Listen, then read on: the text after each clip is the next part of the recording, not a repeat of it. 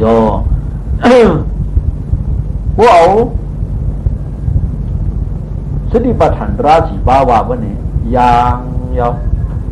วานเก็บเงินดังว่ายุกยาหนามยาสองอันว่าอันมันขยังเนี่ยสุดานิยาสิอันขยังเนี่ยเจอโสชนมันยังเจอโสชนมันยังมือมันตึกตั้งหมุนไปยังเจอเนี่ยโสชนมันยัง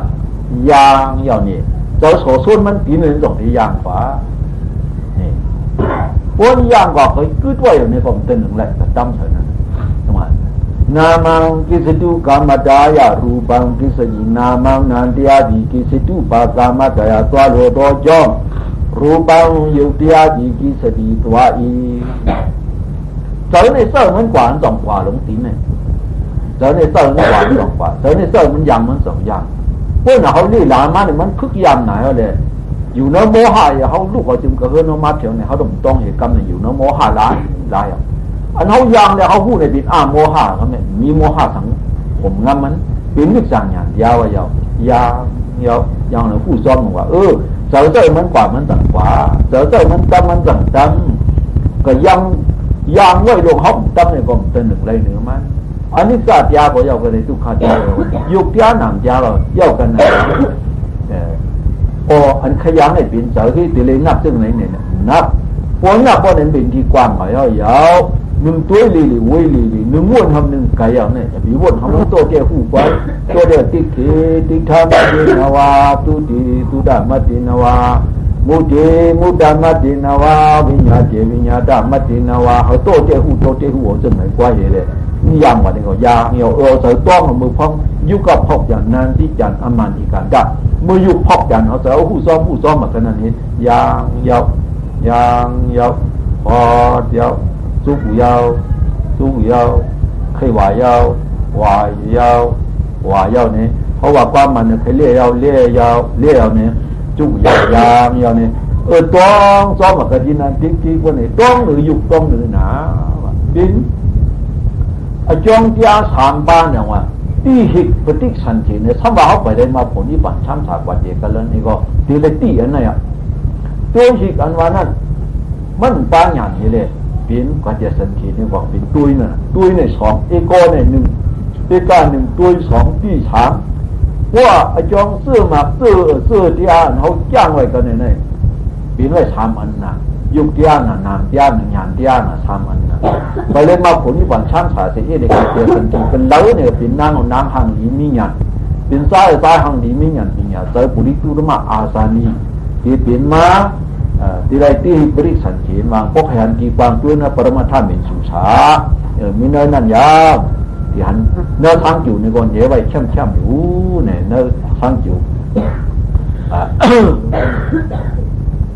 พวกเอามหาสติปัฏฐานว่าบ้านไหนโก้ก็ไง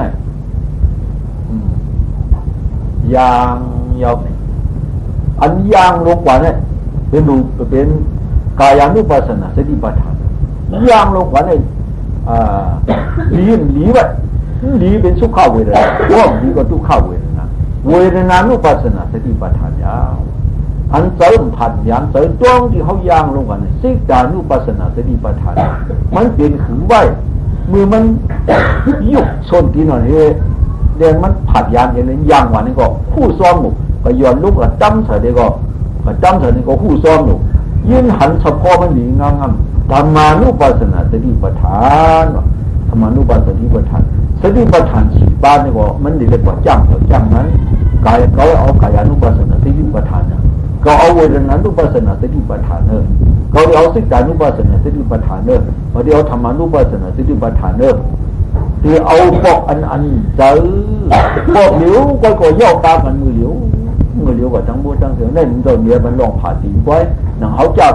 กับอิเดียประทาตยาสีป้ากว่าจุกนางนวลทั้งหมดทั้งสิ่งตุ้งหนึ่งโคตรเลี้ยงอยู่ทุกคนเลยสติปัฏฐานราศีป้าเนี่ยพี่ส่งถึงทนมดจอมกันเชียงจอมกันเชียงยาวเนี่ยตั้ง สุขการนังวิญญาณพิธรรมานี่ก็มือเทียมมหาสายย้อนเอาเตียพอดีจ้องนั่นให้ลงป่านี่ก็พี่ส่งเต็มคนมามหาสติปัฏฐานราศีป้านี่ก็พี่ส่งเต็มคนกูตีอันว่าพิธีการตุ้งปุ่งสามกองนั่งคุกสุขตรากรรมไว้มันอมชบอะไรเกี่ยวกับตุ้งปุ่งสามกองอันว่าจะการมาเขาที่ทางซื่อถามว่ามันนางไงดีโมยอดยันปั๊บลงวันจื้อสุขการวิญญาณพิธรรมานั่งคุกสุขตราเลยผมชบอะไรกันอยู่มันจะมาสติปัฏฐานก็มันผมชบอะไรมันก็เย่าตัวกันนี่นั่นโมเดียวเย่าอันนั้นก็เย่าเอาสปอร์ตภาวะนึงภาพมันจะก็เจ้าต้องสภาวะนึงก็อย่างกิจการตั้งสามของนั่นก็จะการมายิ่งใจเขาจังมูจังสิโยกีเขาจะการโยกีเขาโยกีวัสระปกุย่างเตียเขาเมื่อเขาย้อนเอาใจเขาดูตัวเขานั่นดูเสือนั่นดูเขาเนี่ยเสือเขาเนี่ย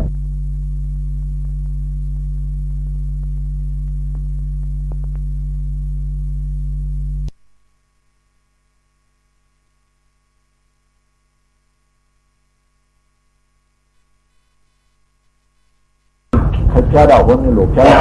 ดาวยุคขึ้นมาโป้ใส่เอาหย่อนโป้ไหนเอาเนี่ยยิบขึ้นเอาใครป้ายขึ้นเอาป้ายเอาพายเอายุคขึ้นมาเอาป้ายเอาพายเอาปังใครเมียสันเอายุคขึ้นมาเอาที่เอายิบเอาสันลงเอาสุ่มเอาเลี้ยวชาลงเอาไว้เอามือเอาไว้เอาใครเต้าเอาตีลูกเอาข้างในตีลูกเอาเต้าใครลูกเอาข้างเอาลูกเอาจุกเอาเป็นแก้มร้อนก่อนนี่เป็นปฏิปาด้อนนั่นแหละจ้ากังเอาเจมกันในลูกอะมือพ้องเอาอินเตรียเนี่ยอินเตรียนิ่มตัวเข้าใส่ลงมาเนี่ยเนี่ยฉีดาอันว่าเนี่ยเป็นวิญญาณวิญญาณจังเนี่ยย่อจุ่มมาเลยเฉพาะภาวะฉีดาเนี่ยได้กันในลงไปกำไงสามีธรรมะอัน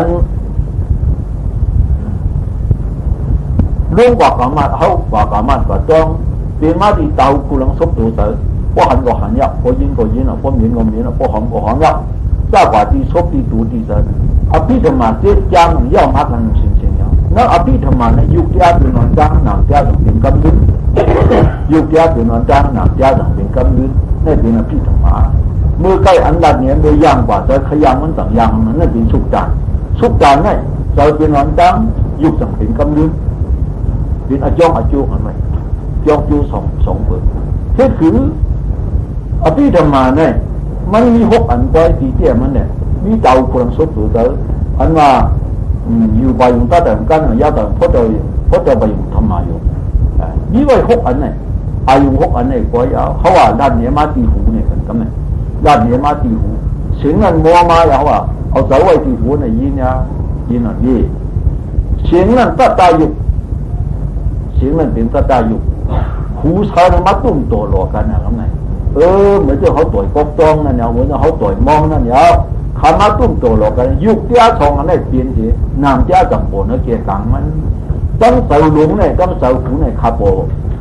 เนี่ยเขาเป็นน้ำตั้งมันไม่เป็นตั้งเขาโดนเนี่ยขาเตอร์กันก่อนถึงเพราะเสาหูเปลี่ยนเนี่ยเสาหลงโอ้โหซ้อนอย่างนี้เสาเปลี่ยนมากันเนี่ยเป็นอภิธรรมะจิตจำเนี่ยมาเย่าที่เตากุลังซบสู่เสาในพวกเนี่ยมันอันหนึ่งในปอดูบอกเสริมมดเดียวยาวเนี่ยเพราะว่ากันไงสุกการเพราะเนี่ยอันเขาว่าขัดย่างที่มือพายสร้างจานมือยุกมือยืนมือยิบมือปล่อยมือผ้ามือห่มผ้ามือยันมือคดมือยันสามีป่ากูตีกูเลี้ยนมือเขายอดนั่งมืออาบน้ำอาบน้องลายโคลายเลี้ยงกูสัมกูเบิ้งอันต้วงนั่นเนี่ยนี่เป็นสุกการอันตัวอันใจเจ้าตัวเย็ดเนี่ยในทำใจมันเป็นอจองตัวมันเป็นกำลืนเนี่ยเมื่อไกลนั่นก็พี่ธรรมะเนี่ยได้ตัวเป็นหนอนตั้งไปเป็นมากำลืนนั่นเราเป็นอโจเนี่ยจองโจนปามาที่เนี่ยมาตาหรือไม่ตาจองโจสองคนลงไปกู้จักตึกเป็นคนเมื่อกี้จองโจนปาที่มาเนี่ยมาตาหรือลิงมาพอกู้จักตึกจองโจเดียสองคนเนี่ยเป็นคนรับแหลมลิงมาคุยไม่หยัดเนี่ยคนใจไม่หยัดเนี่ยยาวเนี่ยจังว่าอภิธรรมะเจ็ดจำเลสุขสามจำมินิหาจำเนี่ยก็พี่สุ่มเห็นคนโมเดลนั่งคุกสุขตรากำไว้มันเลยพิจารณาถามกองมา มันเอาสภาวะเฉพาะซึ่งอะไรเลยย่างตุยตองบักอะไรมันถึงมาที่เนื้อตูในไว้พอถึงมาที่เนื้อตูเขาในวันไหนถึงตัวภาษามันเหมือนเรื่องที่สี่ที่ป้องรู้คำยาวมันตาว่าเอามาอุดมาขานในประเทศเฮ็ดสี่ที่ป้องรู้หลงนั่นจื้อเอาตัวเขาเนี่ยมันเหมือนเรื่องสี่ที่ป้องรู้คำหลงนั่นแต่เพียงงูเขามีเนื้อมันนั่นจำพอคือลึกแต่งูเขานั่นเหจำเมตาอังมันดีจำเมลูกตาลูกสีดีๆไม่เจ๋ไว้เอาที่อาธรรมนาไว้ทั้งเป็นธรรมะสิไว้ตัวภาษามันเหมือนเรื่องตัวยกกี่มาเขาต้องบ่ต้องสิ่งเนี่ยยกกี่ใจเขาต้องบ่ต้องสิ่งเนี่ยสั่งไหนอันนั้นเอาตัวเนี่ยมันเป็นสิ่งที่กองมูคำไอ้เตี้ยอามาสติเตี้ยอันพาเป็นเจ้าเสือมาเสือจองเขามันตกมาตีเนื้อมันในสองเป็นมาอัตติอัตโนนาทอดมาเขาขึ้นในปืนอันไหนพาเป็นเจ้าว่าซื้อเรือเนี่ยจิตวางปลายหางสุดนั่นนี่โอหลอดบาลีตัวนี่เขาเลยตั้งยักษ์เยอะก็อย่างใครเรียนลัดในภาษากลางใจเอาไหนจิตวางปลายหางสุดพาเป็นเจ้าเขานี่ป่านหันดาดานีบิดเราอนันเดียมีววยาธรรมา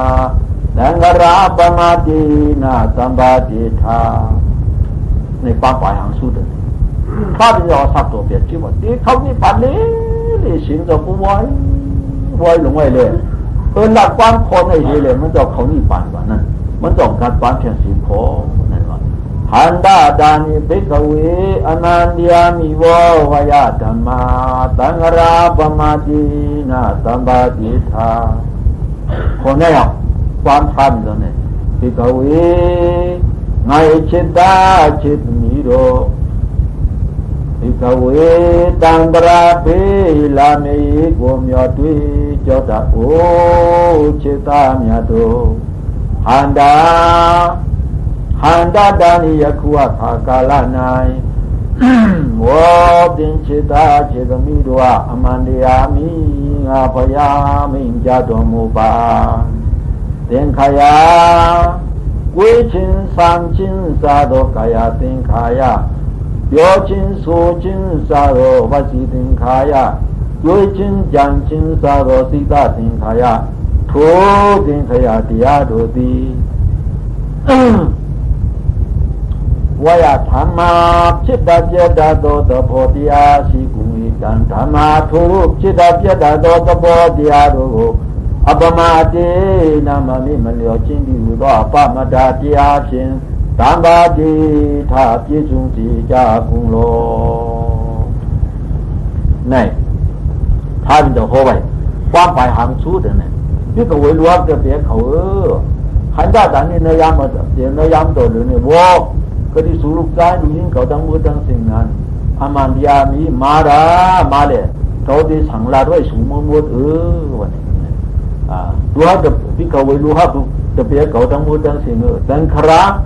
ลองคุดลองเล่นอาจารย์มีกว่ากายเสียงคาราอาจารย์มีกว่าไว้อาทิสดานเนี่ยผู้ทำผู้เบิ้งภายทั้งจานนั้นทั้งแล้วคุดยันห่มผ้าอาบน้ำอาบน้องหลายคู่หลายเรื่องเนี่ยซ่ากว่าเพราะเนี่ยมันนำเนี่ยนะกูสิกูง่าลองคุดลองเล่นอาจารย์มีกว่ากายเสียงคาราลองดัดลองสาอาจารย์มีกว่าว่าสิเสียงคาราเขาเกี่ยวเขาอื่นเงินเกิดเขาเกี่ยวเขาคบเล่นก็เป็นว่าสิเสียงคาราเขานั่นว่าสิเสียงคาราลองพูดลองใครจะลองคุกอะไรทราบว่าสิ่งใดสิ่งขาราทูตเองขยะเดียรู้ดีว่าสังขาราตราที่ในต้องว่ายาธรรมะมันเป็นชีตัวเหลวในลูกกับตัวเหลวในเป็นชีตัวเหลวในลูกกับตัวเหลวในเป็นอยู่ลูกอยู่เป็นอยู่ลูกอยู่ตาชิดจู่คือดอกต้องเนมันขึ้นดูสิปอเป็นลูกอยู่ตาชิดแต่ธรรมะสัพพยานเป็นลูกอยู่ตาชิดนั้นอัปมาตินะลองอนำลงลืมอ่ะนี่อัปมาเจนะมันมีมาเลี้ยวชิ้นดีกว่าป้ามาดาเตียชิ้นเอาอันอำลงอันลืมนั่นวะชิ้นวะบุยปานมันเนี่ยเอาอันอำลงลืมนั่นเนี่ยมาต้องอุตาชีเลยตามมาเตตามบาเตถ้าจีสุงจีจ้ากุงโลเนี่ยนั่นน่ะเขาไม่จีสุงเตรียมทนอุตาชีได้เนี่ยพระเป็นตะวันในวันที่ได้เข้านี่ปานป่ายาวๆก็เขาเผาหลังป้นมานั่นดูเขาไปเท่านั่นเนี่ยเขาไม่คู่อาจารย์ว่าโนปีมาจากอีกทีเจ้าเมียลาพุ่มหัวลุงสมปุ่งตัวที่มันจะตื่นมาตัวปนนวลนั่นเชิงคาราดราเป็นดูอยู่ตาสีนั่นดีลงปีรุ่มสีบอกมันวางห้องหู ทางว่าซื่อถึงก็ฝากคุกจะเฮาลืมผ้าลืมตราลืมสังขารลืมแต่หน้าศีลภาวนาชินถ้าโมหลงตึกกันนั่นน่ะกระปนมาเขาเก้เชซ้อมสมมุติสุขชาติขึ้นจึงก็เพื่อเช่นมันถึงลองจ้างตั้งกรรมในห้องถึงแด่ห้องแต่จ้างเขาก็เย้ากันนั่นหนึ่งเป็นเจ้าเตี้ยๆเขาเย้าถึงลองจ้างตั้งกรรมนี้นานเป็นมาอาจ้องว่าเซนคาราเตียเป็นลู่นั่นในลือสีปอกเซนคาราเตียก็ในลือก็เป็นลู่อยู่ตาสีเขาก็ในลือสีปอกเขามันต้องอยู่ตาสีอันฟ้าเป็นตะวันนั้นฟังป่าทางสุดกันในพวกนี้จังเขาจ้างกรรมตัวอยู่ในพวกตื่นมาเมื่อกลางน้ำเมื่อพวกตื่นมาในก่อนตื่นยาวใครมือตายมือยาววันรับสิ่งวันรับสิ่งยาววันเลี้ยงวันเลี้ยงยาวตื่นยาวใครผูยาวใครผูพาโคตรมายาวยี่เปียวปากยุกเอาย่างเอาอีขวายาวปากเอาพายาวใครลูกเอาเจ้าเอาเหนี่ยลูกเอานางเอาใครตุกพายเอายกมายาวยี่เปียวเนี่ยปาปิ้งหยับในเด็กป้อมว่าพาเนี่ยก็มันปองปิ้งหยับวิจารมนาปิ้งหยับเอาวิจารมนาปิ้งหยับอันเขาหู้เสียเลยต้องเนี่ยเป็นวิจารมนาปิ้งหยับเลยมันจะเอาวิจารมนาปิ้งหยับสิอันเขาว่าพามันมีพาเด็ดปีเด็ดเป็นวิจารมนาปิ้งหยับนั้นกุณาป้อมว่าพาเนี่ยคู่ในเลยมันจะ用神法นั่นแหละตัวปายาวอีปายาววายาวในตากว่าเขาตองซ้อมหู้ซ้อมวิจารมนาปิ้งหยับคู่เขาเลี้ยงเอาลูกกว่าเดียวกว่าเอาลูกกว่าร้อนกว่าใครแมวยึดมายาวที่เอายึดเดียวเบียเปียวแค่เดียวในเรื่องนั้นยิ่งเขาสังเกตแค่โคแค่เลี้ยงเนี้ยเปียวให้โตหูโตเก่ายุคขึ้นมาเอาอายเอาคูเปียวยุคขึ้นมาเรื่องควันคูเปียวพอดไปเอาปูนเอามาขึ้นเอายี่เปียวหินเอาก้องเอาโมยเอาก้องเอาสันออกเอายืดออกเอาเวียนเอาพายเอาชาลงเอาใครปากผากลางเขาเนี่ยตัวเอาเนี่ยจ้าป่านี่นะในกายสิงคาราเชิงอันนั้นกายสิงคาราอันเขาทำว่าจ้องนับจ้อมเข้ามามันออกเสียงของนับเนื้อเสือหลงตาบออกสุบออกปากเสือนั่นเป็นว่าที่สิงคาราอันเจ้าผู้ซ้อนทำเป็นจิกาสิงคาราที่อาเจนั่นช่วยปีลุงสีปอกอันมุนคำพาเป็นเจ้าเขาข้อตรงไว้เนี่ยอันนั้นเอาเป็นวิปัสสนานะวิเทนะวิเทนะทุยามีสวาวิปัสสติชุมาดีอันวังตัวจองวิปัสสนาอันวันเนี่ยเป็นวิปัสสนาเดียอันวันเนี่ยเป็นอันตัวจองที่อยู่ที่หนามที่ตัวที่สายเนี่ยเขาว่าวิปัสสนายาวเนี่ยดังปาลีตัวว่าวิปัสสนานั้นเนี่ยย่อซ้ำว่าอันดูจางคู่เอาก้อยอันวันนั้นมันเป็นสิ่งอย่างที่วิญญาณที่ไว้นั่นเด้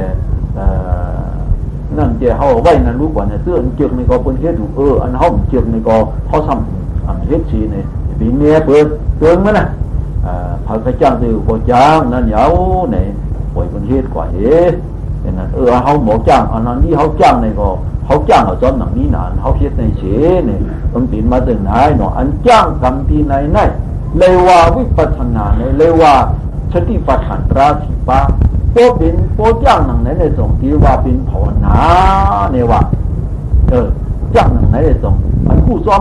เนี่ยที่ดูเสในสองเป็นภาวนาง่ายคลานตรงเขาตรงว่ายาวเนี่ยอย่างว่าห้องถือมันเปลี่ยนภาพเป็นเราอันภาพเป็นเราปีลุงปีลึงปีบอกอันนั้นมอขากาลังหน้าเขปเยมอขากาลังมาชินีโดชิงาลาบุหน้าเขปเยมณียายังที่บอกอีพังหลายเดียมันมีบอกเขาต้องอยู่ดาชีซึ่งนั่นใครไรไพ่หัวมือก่อนใครไรไพ่อันวางพุทธของพุทธจีนั่นอันเหนียวไว้เนื้อจำกันเจอเนี่ยสังเนื้อหนักกระชิงนั่นก็เลยสังเหนียวไว้น้ำจะมือกูบอกไพ่จีนั่นมีเลย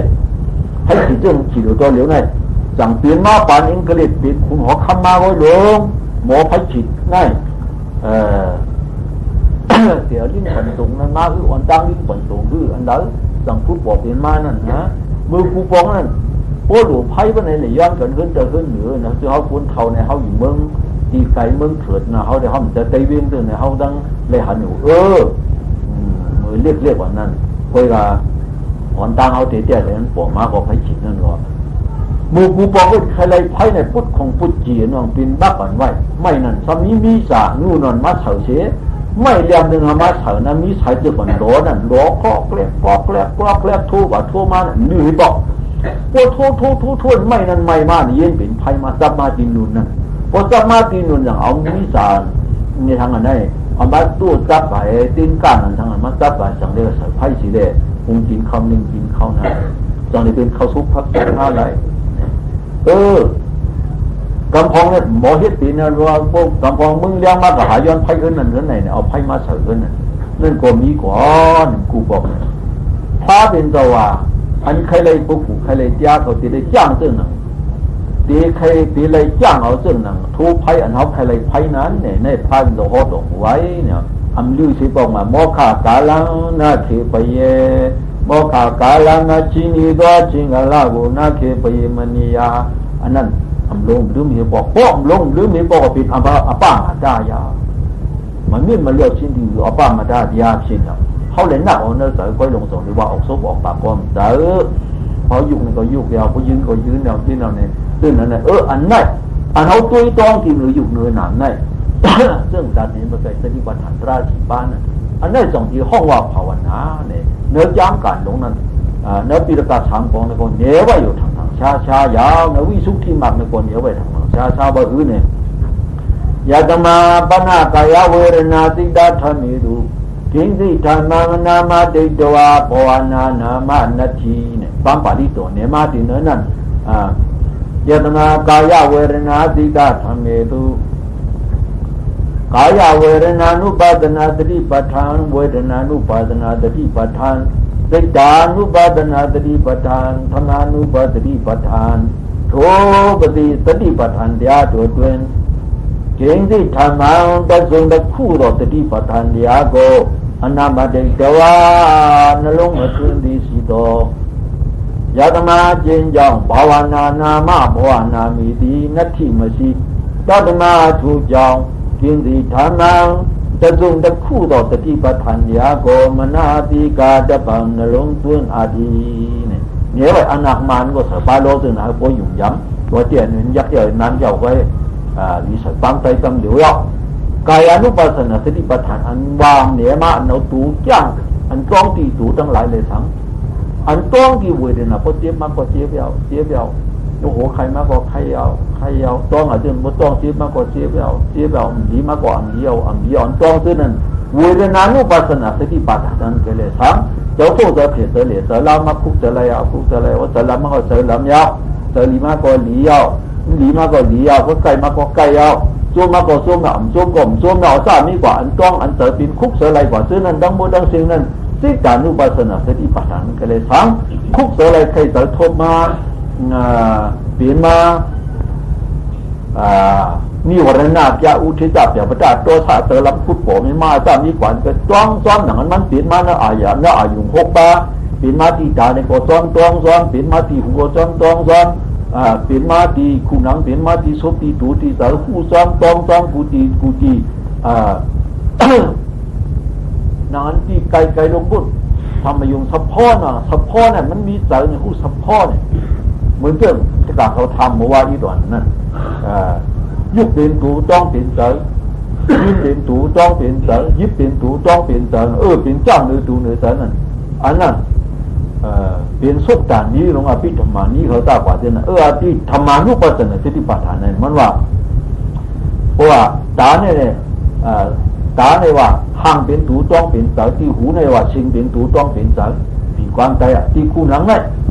อายเป็นตูต้องเป็นเสาที่สุดอายาศาเป็นตูต้องเป็นเสาที่ตูเนี่ยทุบเป็นตูต้องเป็นเสากำพองว่าที่ตื้อโอนแก่นมันเนี่ยมันหลงหลอกว่าทุบคนเนี่ยก็ย่อฟังหมดย่อฟังน้ำย่อเป็นหัวตีโตเนี่ยเสาเนี่ยเฉพาะเป็นตูต้องเป็นเสาเฉพาะเรื่องหือล้าบ่เนี่ยพวกไปปองหรือหนังอันเฉพาะมันเป็นมาที่เตาคุรังสุดตัวแต่มันก็ผู้ซ้อมเลยกูตีเนี่ยเสาอันไหนอันกว่างอะไรก็เป็นเสาอันไหนอันก่อนเมื่อผีมีฝันก็เสาอันไหนเป็นเสาอันไหนต้องซ้อมผู้ซ้อมกูตีว่องไปปองมันเขาว่าจ้องมือโตเนี่ยก็ไม่จ้องมือโตบางหลวงเขาเนี่ยเฮ้ยโอ้หลงด้วยหรือจ้องจะทันมีหลายนั่นขันหัวเอาตัวเหลียวคู่ไรขึ้นนั่งหลังก็ก้อยเอาใกล้นั่งกันเด้อตัวฉากเขาเติมนั่งกันแล้วตัวพาปิ่นถือไว้เขาไม่ยินหันหนูพอเขามือตาด้วยแต่เขาหันตัวเหลียวหันเว้ยอันนั้นหันเนี่ยเฉพาะอันนั้นเขาปักคุกเสืออะไรอยู่กันนั่นเฉพาะมันขาดไปกันนั่นเนี่ยเพราะเฉพาะอันนั้นขาดไปในเสือมันจางผู้เสือที่ขึ้นตะกาเขาเนี่ยคืนเขาเสือตู้ขึ้นมันถิงนั่งหัวมีกระเหล โมเขาพักสูมีกันเลยล้วนสูมีกันนอนกันเลยอุจจาระจีเขาไว้กันเลยแต่จอมพันลงนั่นเจออันไหนเอา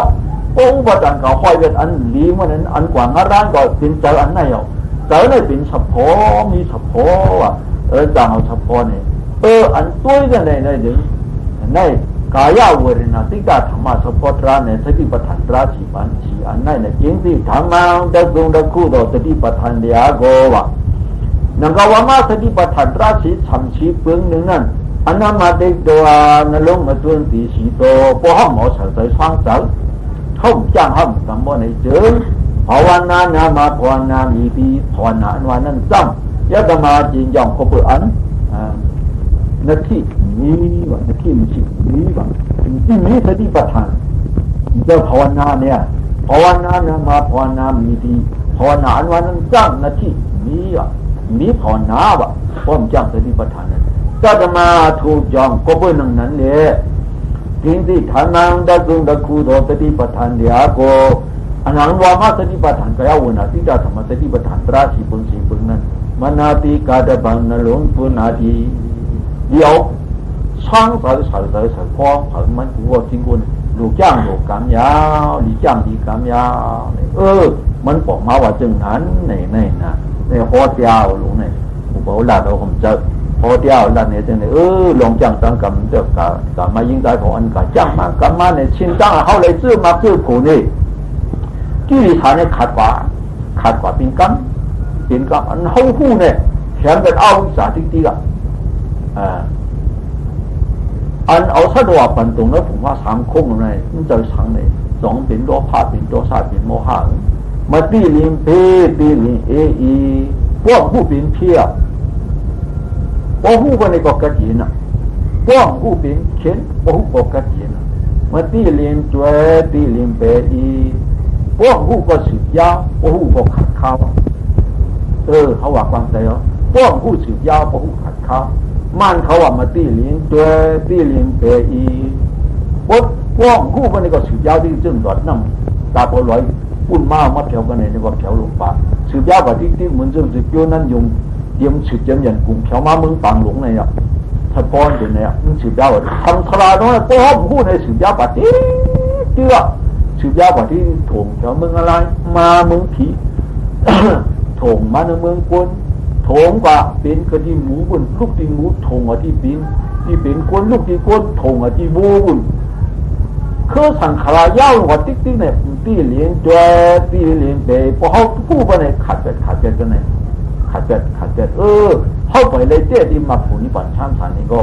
ชื่อมาซื้อผลจุกมา1 กำมันเขาเลยไว้1 กำเลยไว้1 กำจุกมาเลยจังหวะเข้ามาเนี่ยเขามาเนี่ยเขาสูญเดียว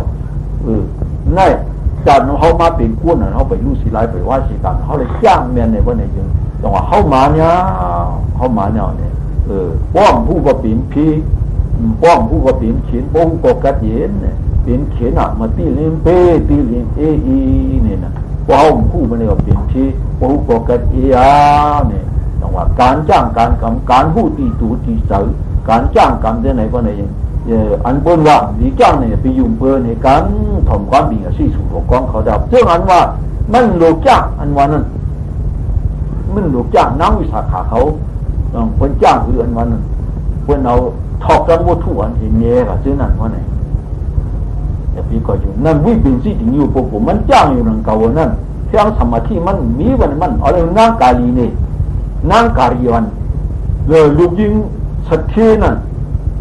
พาเราหอบยานะไม่กระโดดลงถึงเงี้ยนั่นคุณผีสัตว์ที่ดีนะตาเห็นมาว่าจันทร์ซาขาผูกกันในป้องกันทางหานั่งการอยู่ที่จานมุ้งเนี่ยได้ยิ่งกว่านั้นนะลูกนั่งยิ่งกว่าอาศักสันดานชีพานั่นด้วยนาทีนาทาประกาศนีเนี่ย